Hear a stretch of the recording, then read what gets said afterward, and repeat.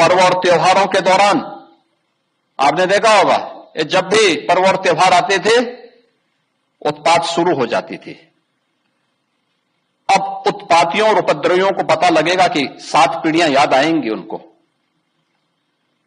क्योंकि कभी कभी बुरी आदतें जाती नहीं लोगों की, तो उसके लिए उनकी डेंटिंग पेंटिंग करवानी पड़ती है कायदे से, जिससे उनकी बुरी आदतों को हम ठीक कर सकें। और यही डेंटिंग पेंटिंग आपने देखा होगा कल बरेली के अंदर, वो मौलाना भूल गया कि शासन किसका है। वो ये मानता था धमकी देंगे और हम जबरदस्ती जाम कर देंगे। हमने कहा जाम नहीं होगा, कर्फ्यू भी नहीं लगेगा, लेकिन कर्फ्यू का सबक तुम्हें ऐसा सिखा देंगे कि तुम्हारी आने वाली पीढ़ी दंगा करना भूल जाएगी। क्या तरीका है जी? आप सिस्टम को ब्लॉक करना चाहते हैं।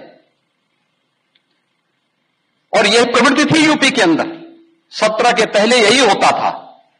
और हम इसी बात को कह सकते हैं कि 17 के बाद हमने कर्फ्यू भी नहीं लगने दिया, लेकिन ऐसे बैरियर को चुन चुन करके वे जिस प्रकार की भाषा को समझते थे उस प्रकार की भाषा से उनको समझा करके उसको उसकी सजा दिलाने का काम भी किया है। और उत्तर प्रदेश की ग्रोथ स्टोरी यहीं से शुरू होती है। अगर आजादी के समय, मैं उससे पहले नहीं जाता, लेकिन 1947 में भारत आजाद हुआ, अगर उस समय भारत की इकोनॉमी में भारत का उत्तर प्रदेश का कंट्रीब्यूशन 14% था, तो ये 14% फिर से होना चाहिए। और 14% नहीं होना चाहिए, बल्कि जितनी आबादी है उत्तर प्रदेश की, उत्तर प्रदेश उतना कंट्रीब्यूशन करता हुआ दिखाई दे। ये हमारा राष्ट्रीय धर्म है और दायित्व भी है, और उसी के तहत ये सब कार्य योजना बन रही है। जो पहले बीमारू था, बीमारू था नहीं, बीमारू बना दिया गया था। बीमारू मानसिकता वालों ने इसको बीमारू बना दिया था। ये बीमारू मानसिकता वही है जो परिवारवाद और जातिवाद है, ये बीमारू मानसिकता है। और इसी बीमारू मानसिकता ने उत्तर प्रदेश को बीमारू बना दिया था। परिणाम क्या था? दंगे होते थे, दंगाइयों को मुख्यमंत्री आवास में बुला के सम्मानित किया जाता था, दंगाइयों की अवभगत होती थी, और पेशेवर अपराधी और माफियाओं के सामने सत्ता सैल्यूट करती थी और सत्ताधारी लोग उनके कुत्तों के साथ हाथ मिलाया करते थे। आपने वो दृश्य देखे होंगे, कैसे सत्ता का मुखिया एक माफिया के कुत्ते से हाथ मिलाकर के अपने को गौरवान्वित महसूस करता था। यह स्थिति थी। आप अनुमान करते हैं उत्तर प्रदेश के लोगों को इन्होंने सुरक्षित किया था?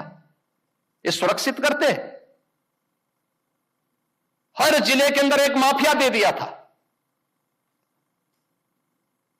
और हर माफिया को जिले के अंदर पैरेलल समानांतर सरकार चलाने की पूरी छूट दे दी थी।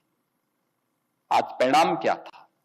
17 में आते आबते उत्तर प्रदेश न केवल बीमारू था, बल्कि उत्तर प्रदेश के नागरिकों के सामने पहचान का संकट भी था।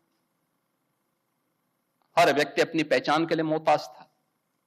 ना बेटी सुरक्षित, ना व्यापारी सुरक्षित। खेतीबाड़ी चौपट, किसान आत्महत्या करता था। नौजवान की नौकरी पर सेंध लगती थी, उसकी नीलामी होती थी। चाचा भतीजा दोनों वसूली के लिए निकल पड़ते थे। वसूली का गैंग चलता था। ट्रांसफर पोस्टिंग में इनके दलाल बोली लगाया करते थे। और आप भी देखते होंगे, जब हम ट्रांसफर पोस्टिंग करते हैं तो आज भी उनकी पीड़ा झलक उठती है। कैसे हम लोगों ने उनके उस अनैतिक अवैध व्यापार पर कैसे प्रहार किया है। उनके सभी चेले चपाटे किस प्रकार से चिल्लाते हुए दिखाई